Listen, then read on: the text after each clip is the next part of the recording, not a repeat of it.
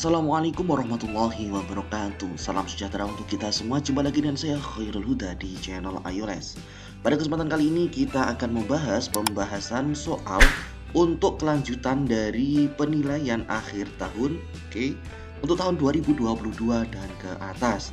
Kemudian untuk mata pelajaran yang kita bahas pada kesempatan kali ini adalah ilmu pengetahuan sosial untuk tingkat satuan pendidikan SMP negeri maupun swasta, MTS negeri maupun swasta. Untuk kelas 7 semester genap, bagi adik-adik jangan khawatir, soal ini merupakan soal akurat dari Bank Soal Nasional dan bisa dipakai untuk belajar, bahkan bisa banyak sekali yang sesuai dengan soal yang kakak berikan ini. Baiklah, ini merupakan part ketiga ataupun pembahasan untuk soal uraian, dan untuk soal pilihan ganda sudah kakak upload di video sebelumnya. Silahkan masuk ke channel kakak dan dicari, di situ ada pembahasan untuk soal IPS kelas 7 di semester genap ataupun PAT, soal nomor 1 sampai soal nomor 40. Baiklah, bagi adik-adik yang belum klik like, komen, dan subscribe bisa dilakukan terlebih dahulu supaya tidak ketinggalan materi selanjutnya. Baiklah, mari kita mulai dari pembahasan. Soal nomor 41. Isi, berikan penjelasan bahwa tingkat pendidikan dapat menjadi penyebab perbedaan kebutuhan manusia. Oke, ketika menemukan soal seperti ini, maka kita harus melakukan analisis, dan bisa sedikit mengarang indah, tetapi harus tetap sesuai dengan pertanyaan. Jadi di sini ditanyakan tingkat pendidikan dapat menyebabkan perbedaan kebutuhan manusia. Nah, di sini kakak siapkan kunci jawabannya berada di bawah. Nah, mari kita pelajari satu persatu.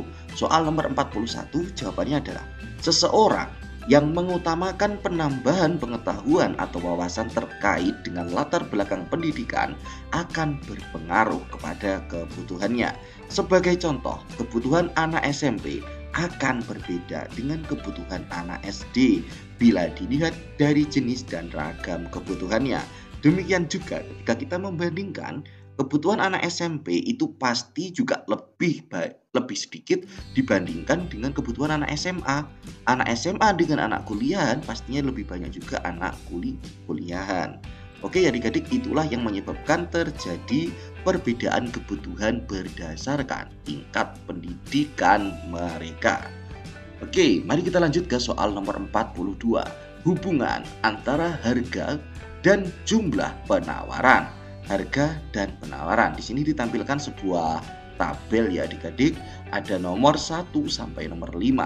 Harga per kilogram, jumlah barang yang ditawarkan. Ketika harganya 50.000, maka jumlah barang yang ditawarkan adalah 25 kg. Ketika harganya 40.000, yang ditawarkan turun jam barangnya yaitu 20 kg. Ketika harga per kg-nya 30.000, maka jumlah barang yang ditawarkan hanya 15.000. Nah, dari tabel di atas silakan buatkan kurva penawarannya. Oke, dan di sini imbang ya, ketika 50 25, 40 20, 30 15, 20 itu 10, 10 itu 5 kg. Nah, ini grafiknya lurus nanti jadinya. Oke, kakak gambarkan di bawah ini. Nah, ini merupakan gambaran dari pertanyaan tersebut. Ketika 10.000 harganya, maka barangnya hanya 5 kg, 20.000 hanya 10.000, 30.000 hanya 30.000. Sorry, ini geser ya adik-adik. 10.000 itu 5, 20.000 itu 10, 30.000 itu 15, 40.000 itu 20, dan 50.000 itu 25. Maaf, ini kegeser dikit-dikit. Oke. Pokoknya itu ya jawabannya Didik, seperti ini gambar kurvanya. Maaf, ini kakak menggambarnya menggunakan file Word, jadi sedikit kurang presisi. Tapi semoga adik-adik nanti bisa memahami dan bisa mencatat jawaban dari soal ini. Kita lanjut ke soal nomor 43.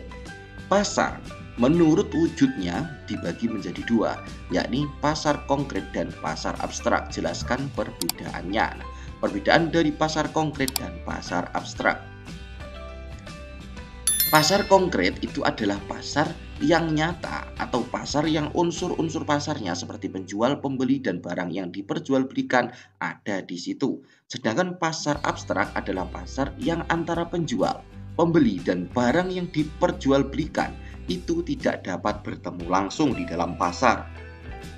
Akan tetapi, transaksinya dilakukan dengan menggunakan alat komunikasi dan barang yang diperjualbelikan sudah diketahui betul oleh pembelinya.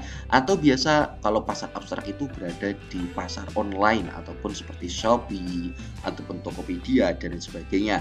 Kalau untuk pasar konkret itu benar-benar ada antara penjual, pembeli, dan barang yang diperjualbelikan.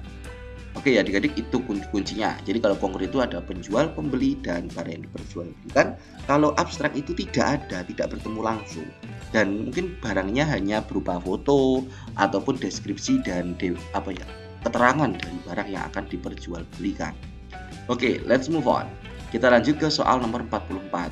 Sebutkan ciri-ciri yang harus dimiliki oleh seorang wirausaha.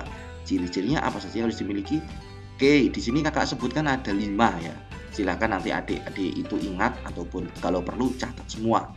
Sifat-sifat yang harus dimiliki oleh seorang wirausaha, yang pertama mempunyai kepribadian yang kuat, yang kedua memiliki sikap mental seorang wirausaha, yang ketiga memiliki kepekaan terhadap arti lingkungan supaya tidak merusak lingkungan, yang selanjutnya memiliki keterampilan wira swasta, dan yang terakhir memiliki kemampuan untuk mencari informasi. Oke adik-adik, silahkan dicatat dan dihafalkan. Itulah sifat-sifat yang harus ada dalam wirausaha. Dan adik-adik, ini kakak kasihkan trik. Kalau kalian nanti menjawab soal yang berupa uraian seperti ini, sebutkan dan sebagainya, silahkan hafalkan kunci-kuncinya saja. Seperti kepribadian yang kuat, kemudian memiliki mental wirausaha, mental seorang wirausaha, memiliki kepekaan antar lingkungan. Itu sebenarnya kalian hafalkan aja keywordnya. Keterampilan wira swasta, kepribadian yang kuat, mental wirausaha. Nanti kalian tinggal imbuhkan di sini. Memiliki ataupun mempunyai itu adalah kata-kata pengembang yang mana bisa adik-adik karang indah. Dan kalau menjawab soal uraian itu jangan terlalu mengarang indah, tetapi jangan juga terlalu singkat. Jawab apa poin utamanya, kemudian juga berikan sedikit penghias seperti jangan langsung menjawab kepribadian yang kuat, tidak, tapi harus dikasih embel-embel mempunyai ataupun memiliki kepribadian yang kuat. Seperti itu ya adik-adik. Mari kita lanjut ke soal nomor terakhir. Soal nomor 45. Jelaskan bagaimana cara penyebaran agama Islam di Indonesia. Nah, di sini kita jelaskan nih, kakak kasih 4 opsi untuk proses ataupun pola penyebaran agama Islam di Indonesia. Yang pertama melalui jalur perdagangan, yang kedua pernikahan, yang ketiga pendidikan, dan yang terakhir kesenian. Baiklah adik-adik, terima kasih telah menyimak materi ini dari soal nomor 1 sampai soal 5, 41 sampai 45. Apabila ada kekurangan ataupun ada kesilapan, kakak maaf yang sebesar-besarnya. Dan jangan lupa untuk klik like, komen, dan subscribe supaya tidak ketinggalan video-video selanjutnya. Baiklah dari kakak-kakak akhiri, terima kasih. Akhirul kalam, wassalamualaikum warahmatullahi wabarakatuh.